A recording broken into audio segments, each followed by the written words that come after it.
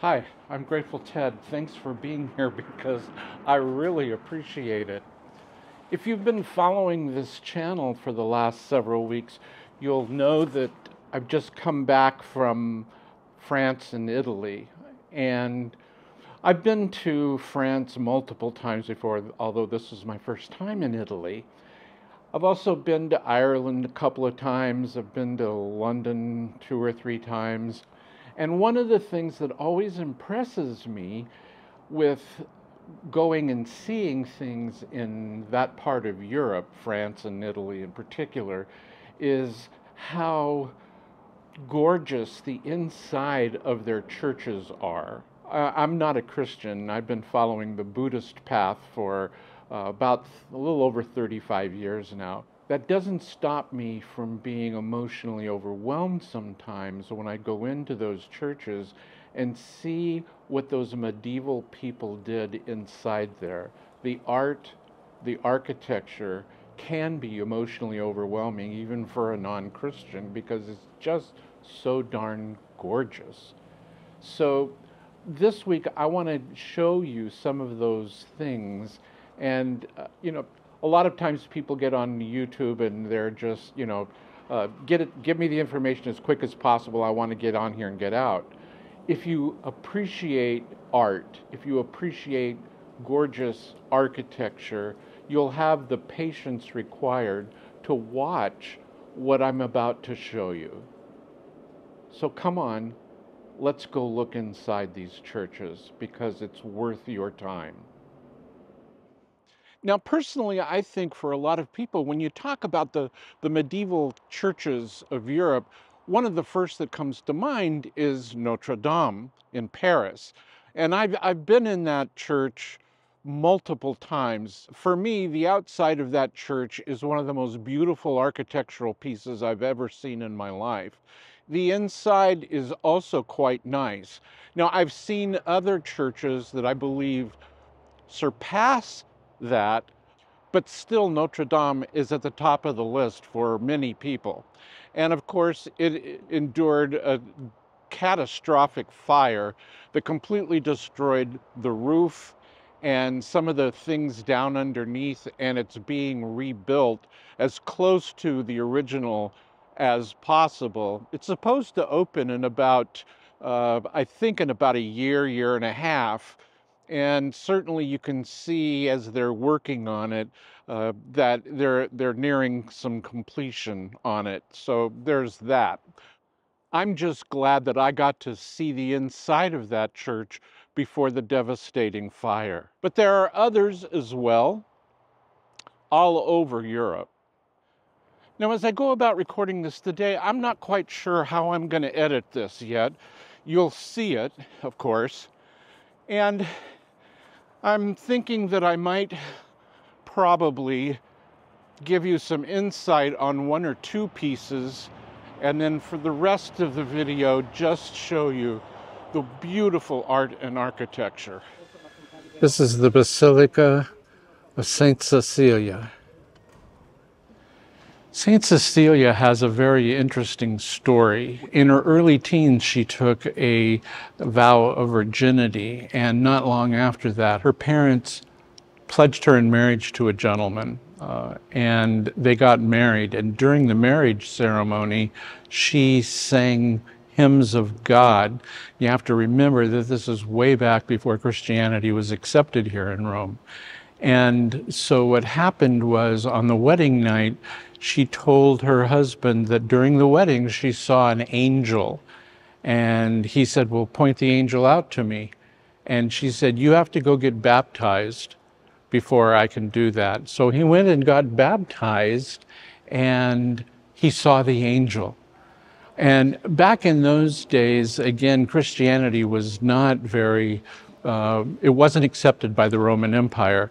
So they lived here in this house where we're going to go into. It was discovered they were Christians, and so they went to execute both of them.